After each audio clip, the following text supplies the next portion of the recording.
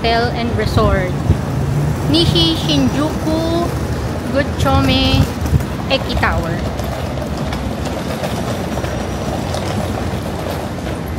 Na. Yan na.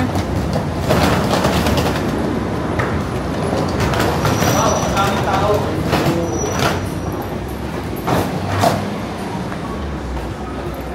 Nakapag-check-in na tayo kasi 3:49 na.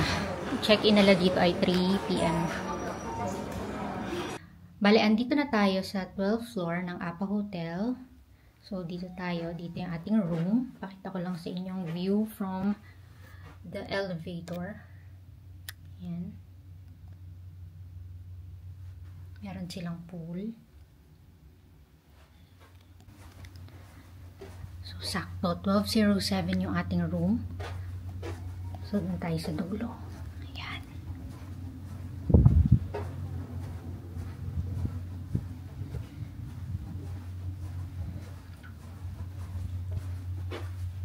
$1207. So, andito ang fire exit niya. Yan. Tuloy po kayo. Ito ang ating room, guys. Ito nyo naman po. Ayan o. Lang siya, pero sobrang napakaganda. linis and napakaganda ng view.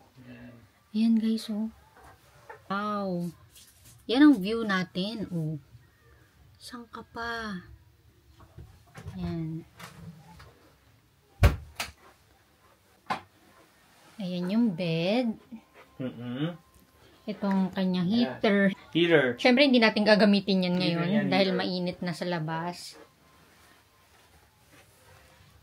Ayan, nandito sa bedside ang ating mga controls. Ito ang may table tayo na maliit. Ayan. Refrigerator. Dito niyo sasabit ang inyong mga outerwear. Ayan. Meron tayong full-sized mirror. Ayan. Mirror yan. And ito ang toilet and bath. Check natin ang ating toilet and bath. Siyempre, Japanese toilet. Ito yung control.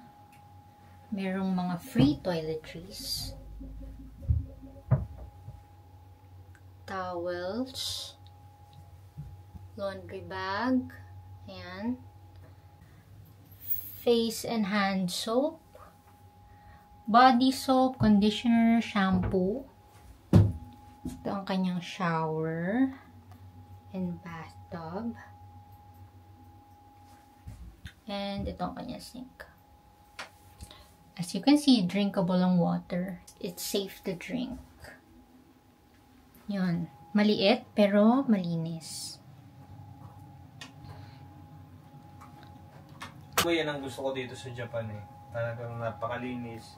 Ito yung sinasabi ko na yung mga nakikita natin na bagong hotel dito sa Japan. Itong Apa Hotel.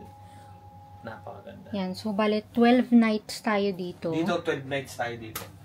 Tapos, ito yung TV. Napakalaki ng TV. Diba? Napakalaki ng screen. Yun. Oh guys, oh, kita nyo yan. Napakalaki ng screen. Oh. Diba? Napakalaki ng screen. So, dito na naka-order. Yung mga gustong mag-order ng ano. Kung gusto nyo, wow, pwede ka mag-order ng Domino's. Domino's. Ayan yung blower. Pa-freshen up lang tayo. Yan.